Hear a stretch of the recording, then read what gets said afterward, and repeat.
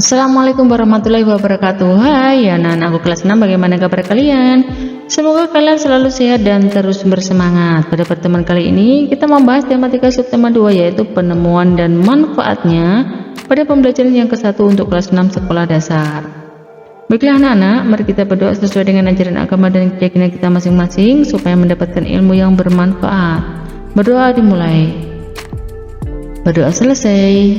Selanjutnya, yuk kita ikuti video pembelajaran ini sampai habis dan jangan di-skip. Perkembangan kehidupan masyarakat tentunya banyak dipengaruhi oleh beragam penemuan, seperti penemuan televisi yang kemudian mampu mengubah peradaban dunia. Si kotak ajaib. John Logie Baird lahir di Scotland 13 Agustus 1888. Ia adalah penemu yang pada kesempatan itu untuk pertama kalinya menunjukkan bahwa gambar hidup dapat ditransmisikan melalui pesawat yang sekarang dikenal dengan televisi. Baird mendemonstrasikan televisi di depan para bapak ibu di Royal Institute London untuk pertama kalinya di tahun 1925. Seiring dengan perkembangan teknologi, lalu televisi kemudian terus berkembang hingga menjadi semakin canggih seperti saat ini. Prinsip kerja secara umum adalah mengubah sinyal elektronik dan magnetik menjadi gambar dan suara. Sinyal tersebut berupa gelombang elektromagnetik, yaitu gelombang yang terdiri atas medan magnet dan medan listrik. Gelombang elektromagnet dapat merambat, dipantulkan, dan dibiaskan tanpa media perantara. Gambar yang kita lihat di layar televisi adalah hasil produksi dari sebuah kamera. Pada awalnya, gambar yang ditangkap oleh kamera akan diubah menjadi sinyal gelombang elektromagnetik. Sinyal tersebut ditransmisikan oleh pemancar ke pesawat penerima pada televisi. Pesawat televisi akan mengubah sinyal yang diterima menjadi objek gambar yang utuh sesuai dengan objek yang ditransmisikan dalam bentuk hitam putih atau berwarna. Jadi televisi adalah sebuah media telekomunikasi yang berfungsi sebagai penerima siaran gambar bergerak beserta suara. Kata televisi merupakan gabungan dari bahasa Yunani yaitu tele artinya jauh, dan bahasa Latin yaitu visio artinya penglihatan, sehingga televisi dapat diartikan sebagai alat komunikasi jarak jauh yang menggunakan media visual atau penglihatan. Nah, di situ nanti kalian di situ sudah ada contohnya ya. Deret penjelas topik masalah pada paragraf ke-1, pada paragraf ke-2 ada deret penjelas, paragraf ke-3 deret penjelas, dan pada paragraf ke-4 adalah kesimpulan atau pesan dari penulis.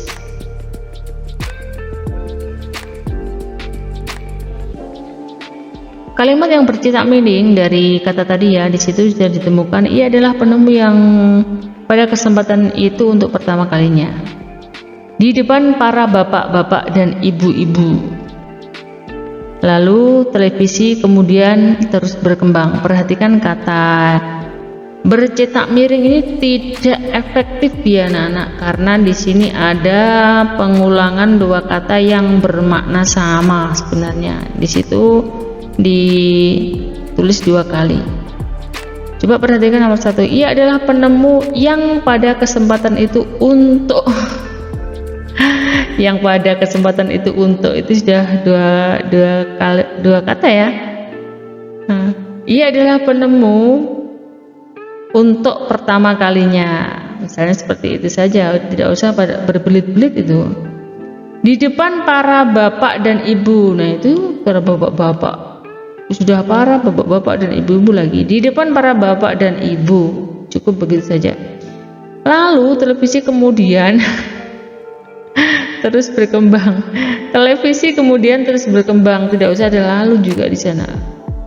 Itu berarti namanya boros kata yang tidak efektif, menggunakan dua kata yang bermakna sama digunakan dalam satu kalimat. Seiring dengan perkembangan teknologi saat ini terdapat banyak stasiun televisi yang menayangkan berbagai acara acara setiap hari ya. Bahkan hampir selama 24 jam penuh. Jenis acara yang ditayangkan sangat beragam, seperti berita, film anak, film dewasa, talk show, sinetron, acara hiburan, dan lain-lain. Bagaimana kalian menyikapi hal tersebut? Apakah terus saja pantengin televisi? Tidak melakukan apa-apa ya? Aduh, jangan ya. Bagaimana dampak positif dan negatif televisi terhadap kehidupan masyarakat? Kalau zaman sekarang itu ya mungkin kalian tidak begitu pantengin televisi ya, karena sudah berganti zamannya. Kalau dulu waktu ibu masih kecil itu, karena tidak ada hiburan selain televisi ya, jadi pantengin televisi aja. Bahkan pada dulu itu tidak punya televisi itu sampai pergi ke tetangga itu mau lihat televisi. Kalau sekarang handphone ya, semua sudah pada punya handphone, jadi tidak begitu melihat televisi, asik melihat YouTube, WhatsAppan dengan temannya dan lain-lain. Tapi semua itu perlu dibatasi anak-anak, tidak harus 24 jam pegang HP ya, tidak ya. Dan juga melihat tayangan dalam handphone, di YouTube, internet dan lain-lain itu harus yang sesuai dengan usia kalian. Kalian sudah dikasih kesempatan untuk memegang HP, jadi gunakanlah kesempatan kalian supaya orang tua kalian itu tidak kecewa dengan kalian. Jangan-jangan yang dilihat tayangannya yang sudah dewasa, jangan ya. Jadi tetap dikontrol, melihatnya yang sesuai dengan usia, dan gunakanlah HP sebaik mungkin, misalnya untuk browsing, mencari pelajaran yang sulit mengerti, mungkin bisa browsing, mencari jawaban di internet dan lain-lain. Jadi dimanfaatkan dengan sebaik mungkin. Beberapa sikap yang bertanggung jawab menggunakan pesawat televisi yaitu menggunakan televisi sebagai sarana belajar, seperti belajar dari rumah, yaitu PRD. Saya akan belajar dan mengerjakan PR sebelum menonton TV, menyiapkan perlengkapan sekolah sebelum menonton TV, membantu ibu membersihkan rumah sebelum menonton TV, melaksanakan ibadah dengan tertib, tidak terganggu oleh TV, mematikan TV setelah digunakan. Nah ini TV-nya ini bisa kalian ganti HP ya, menggunakan HP sebagai sarana belajar. Saya akan belajar dan mengerjakan PR sebelum melihat HP, memegang HP. Dan juga sekarang zamannya sudah ganti ya, jadi HP yang menjadi utama itu bagi kalian mungkin.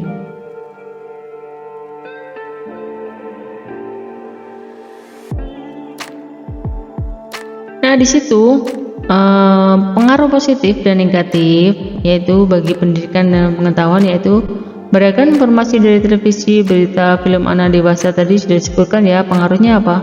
Memperluas wawasan, menjadi sumber informasi.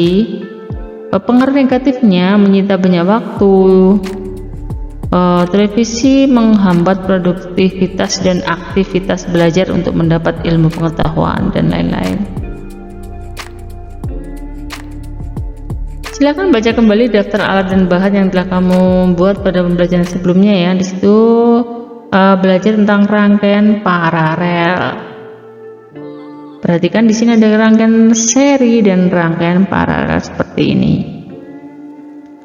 Berbeda dengan rangkaian seri yang disusun sebaris, ini rangkaian seri disusun sebaris. Nah, rangkaian paralel adalah rangkaian listrik yang disusun berderet.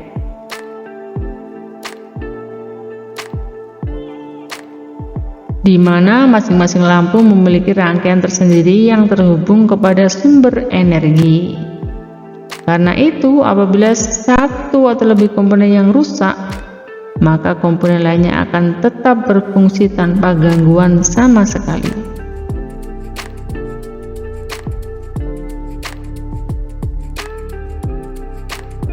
Nah, dalam menyusun rangkaian seri atau paralel, silakan kalian ikuti panduan keselamatan, yaitu untuk cermati apakah lampu menyala dengan baik. Jika iya, bandingkan terangnya dan lain-lain. Silakan kalian amati dari percobaan kalian tadi ya.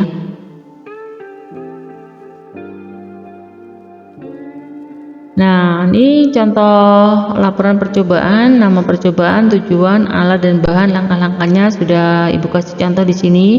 Misalnya membuat rangkaian paralel, mengidentifikasi tujuannya, alatnya apa, langkah-langkahnya di situ sudah ada contohnya. Silakan kalian pelajari. Nah, di situ gambar rancangan lampu paralel sederhana seperti itu, ada gambarnya.